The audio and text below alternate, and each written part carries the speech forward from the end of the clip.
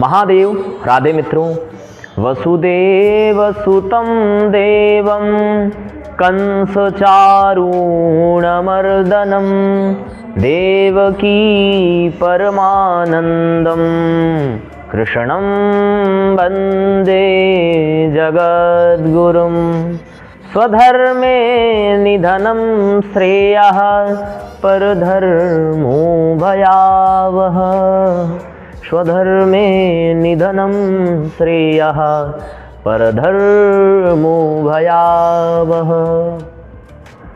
मित्रों, महादेव, आज मैंने ये मंगलाचरण के बाद एक मैंने गीता का श्लोक बोला है, परधर्मो भयावह। क्यों परधर्मो भयावह? दूसरे के धर्म का अनुपालन करना, दूसरे के धर्म का अनुपालन करना बहुत भयावह है। क्योंकि कारण ये है कि हमें अपने धर्म, हमारा धर्म क्या है? हमारा धर्म है वैदिक हिंदू सनातन धर्म, उसको हमें पालन करना चाहिए। क्यों? क्योंकि अपने धर्म में मर जाना अच्छी बात है, परंतु दूसरे के धर्म को ग्रहण नहीं करना चाहिए। आपको बताऊं, एक पंक्ति एक और आती है शास्त्रों में, यदा यदा ही धर्मस्य ग्लानिर्भवति भारत अभ्युत्थानम अधर्मस्य तदात्मानं सृजाम्यहम् आत्मानं तदा अहं सृजामि। भगवान कहते हैं, हे अर्जुन, मैं अपनी आत्मा को सृजित करता हूं। कब? जब अधर्म की वृद्धि, धर्म का क्षय, तो भगवान अपने आप को पालित पोषित करते हैं। भगवान के कुल मिला के 24 अवतार हुए हैं, जिसमें से 12 पूर्णावतार हुए हैं और 12 अंशावतार हुए हैं। ठीक है ना? आपको बताऊं, ये भगवान के जो अवतार होते हैं, क्यों होते हैं? भगवान के अवतार जो होते हैं, ये क्यों होते हैं? तो भगवान इसलिए अवतार लेते हैं, परित्राणाय साधूनाम विनाशाय च दुष्कृताम। साधु लोगों का, अच्छे लोगों का रक्षा करना भगवान का धर्म है, कर्तव्य है। नहीं तो ईश्वर से लोगों का विश्वास उठ जाएगा। इसलिए भगवान अपने को आत्मा रूप में सृजित करते हैं। अगर भगवान नहीं आ पाते हैं तो क्या करते हैं? देखिए, यद्यद् विभूतिमत्सत्त्वं श्रीमनूर्जितमेव वा तत्तदेवावगच्छत्वं मम तेजोंशशंभवम्। भगवान ने गीता के 10वें अध्याय में यह कहा कि जितने भी लोग आपको धर्म के लिए प्रेरित कर रहे हैं, चाहे मैं भी हूं, चाहे कोई भी व्यक्ति हो इस संसार में जो देख रहे हो, वह यद्यद् विभूतिमत्सत्त्वं, जो व्यक्ति है वह मेरी ही विभूति है, यानी कि वह ईश्वर की विभूति है। हम सभी ईश्वर के एक तेज से प्रकट हुए हैं, यानी परमात्मा के तेज से प्रकट हुए हैं। इस कर्म को जाने कि हमारा क्या धर्म है। यहाँ पर हमारा धर्म केवल ये है, लाभा लाभो जया जयो। यहाँ पर ना लाभ देखे ना हानि देखे, यह चीज नहीं देखनी हमें। गीता के 2वें अध्याय में यह कहा गया है। हमें क्या करना चाहिए? व्यवसायत्मिका बुद्धि, अपनी व्यवसायत्मक बुद्धि से अपने कर्म को करना चाहिए। क्यों? क्योंकि हमारा कर्म है, यह हमारा धर्म है। हम लोगों को क्या करें? जागृत करें। हम लोगों को क्या करें? धर्म के बारे में बताएं।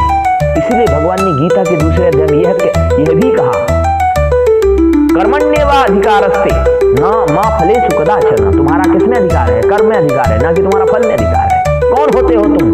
फल की इच्छा करने वाले। आपको बताऊं, धर्म की अगर आप रक्षा करेंगे तो आपकी धर्म रक्षा करेगा। शास्त्रों में कहा है, धर्मो रक्षति रक्षितः। धर्म की अगर आप रक्षा करते हैं तो धर्म आपकी रक्षा करेगा। उदाहरण के तौर पर आपने पांडवों का बहुत सारा चरित्र सुना होगा। भगवान ने उनकी रक्षा की। क्यों? क्योंकि वह धर्म के तरफ से थे। इसलिए कर्ण, इतने बड़े महान योद्धा, कर्ण जैसा कोई नहीं था, फिर भी भगवान ने उनकी रक्षा नहीं की। क्यों? क्योंकि वो अधर्म के तरफ से थे, इसलिए उनकी भगवान ने रक्षा नहीं की। आपको बताऊं, एक महाभारत में प्रसंग आता है नल और दमयंती का। नल और दमयंती का प्रसंग आता है। दमयंती इतनी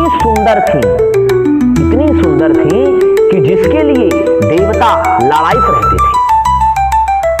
आपको बताऊं, एक बार विदर्भ देश में स्वयंवर का आयोजन हुआ। विदर्भ देश की जो पुत्री थी भीम, उनके पिताजी का नाम था भीम, वह अपने पुत्री का विवाह करना चाह रहे थे। मुहूर्तिक यानी ज्योतिषी को बुलाया उन्होंने। बुलाने के बाद उन्होंने मुहूर्त निकलवाया, कब कौन सा दिन सही रहेगा। तो उन्होंने क्या किया, बुलाया तो यह बात मालूम चल गई किसको, इधर आपके देवताओं को। किसको? वरुण को, अग्नि को, यम को और कलयुग को भी मालूम चल गई। आपको बताऊं, जैसे ही ये बात पता चली वह भी आ गए स्वयंवर में। स्वयंवर में आने के कारण देवताओं की साजिश का दमयंती को ज्ञान पहले से हो गया था, क्योंकि कुछ लोगों के द्वारा सूचना मिल गई थी। क्यों? कारण यह था, सभी के सभी जितने पुरुष वहां पर बैठे थे सब नल के जैसे लग रहे थे। इस कारण से जैसे दमयंती माला लेके आती हैं तो तुरंत वो भयभीत होने से पूर्व वह घबरा जाती हैं। घबराती क्यों है? क्योंकि वहां जितने भी लोग थे सब के सब जितने भी थे सब नल जैसे लग रहे थे, राजा नल की तरह। कुंडनपुर के राजा थे, राजा नल। तो आपको बताऊं, वहां पर वह बुद्धिमती कन्या ने देखा कि देवताओं की परछाई नहीं दिखती, उनके यहां से स्वेद नहीं आता, तो सभी के पास जाती गई और उन्होंने जैसे ही राजा नल को देखा, परछाई पर ध्यान दिया, उनके स्वेद पर ध्यान दिया, यानी पसीने पर ध्यान दिया। जैसे ही पसीने पर ध्यान दिया मित्रों, उनको वरण कर लिया, माला पहना दी, उनका विवाह हुआ। विवाह होने के बाद सभी देवता लज्जित हो गए और लज्जित होने के बाद इन देवताओं ने ऐसा कर्म किया, ऐसा दुष्कृत्य कर्म किया, जिसके बारे में बताते हुए बड़ा ही क्षोभ महसूस होता है। कष्ट हो, राजा नल जैसा कष्ट ना हो। उन मोहनीय राजा ने धर्म को अंतिम श्वास तक धारण किया। क्या हुआ कि राजा नल कुंडनपुर में अपने राज्य में बड़े ही अच्छे से पालन पोषण कर रहे थे लोगों का। एक बार की बात है, पानी खत्म हो गया, जल खत्म हो गया, वह पैर नहीं धुल पाए थे। कलयुग जो है यह चाह रहा था कि इसको मैं बर्बाद कर दूं। राजा धर्म को करने में हमेशा उद्यत रहते थे और बाथरूम में गए तो पानी नहीं था तो अच्छी तरीके से नहीं धुल पाया और थोड़ा सा उनका जो कर्म था वह उससे च्युत हो गई। तुरंत कलयुग प्रवेश कर गया। कलयुग प्रवेश करने के कारण राजा की बुद्धि क्या हो गई, दिग्भ्रमित हो गई और दिग्भ्रमित होने के कारण राजा ने जुआ खेला है अपने मित्र पुष्कर के साथ। पुष्कर के साथ जुआ खेला है। क्यों हुआ यह सब? क्यों हो रहा था? कलयुग क्यों प्रवेश किया? क्योंकि दमयंती का विवाह राजा के साथ हुआ था। उसमें उनका क्या दोष? यह तो प्रकृति ने किया ना। आपको बताऊं, एक हंस था, वह राजा और रानी इन दोनों को जो है एक दूसरे के नगर में जा करके एक दूसरे के विचारों को बताता था, तो इसीलिए एक दूसरे से प्रभावित हुए, ये एक दूसरे से प्रेम करने लग गए, तो इसलिए इनका विवाह हो गया। परंतु आपको बताऊं, राजा पूरे राज्य को हार जाते हैं, यहां तक कि रानी को भी हार जाते हैं, पर रानी साथ नहीं छोड़ती है, रानी साथ में रहती है।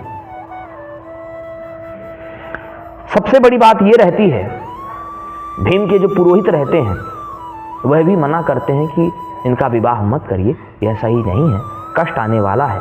परंतु फिर भी यह चीजें चल रही थी, दैव योग से हुआ और राजा नल जब सब राज्य खत्म हो गया तो एक बार वह भूखे थे तो उन्होंने मछली पकाई और पकाने के बाद जैसे खाना चालू किए तुरंत वह मछली जो थी कहाँ चली गई, पुनः जल में चली गई। देवताओं का खेल बड़ा ही विचित्र है।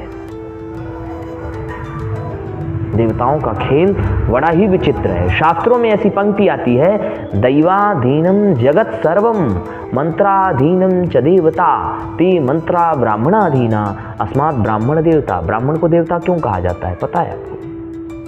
कारण इसका यह है कि देवताओं के अधीन संपूर्ण जगत है नवग्रह आदि के कारण। देवता किसके अधीन है? यज्ञ के कारण। जब तक यज्ञ नहीं किया जाएगा तो उनको भोजन नहीं मिलेगा, और मंत्र से ही यज्ञ होगा, हवन होगा। तो ब्राह्मण इसलिए देवता है, इसलिए उनके लिए पूज्य है। ब्राह्मण को भी यह मानते हैं तो अपने स्वार्थ की वजह से मानते हैं। राजा नल की धर्म ने क्या की? रक्षा की, और रक्षा करने के कारण राजा नल का उपाख्यान युधिष्ठिर जी सुनते हैं।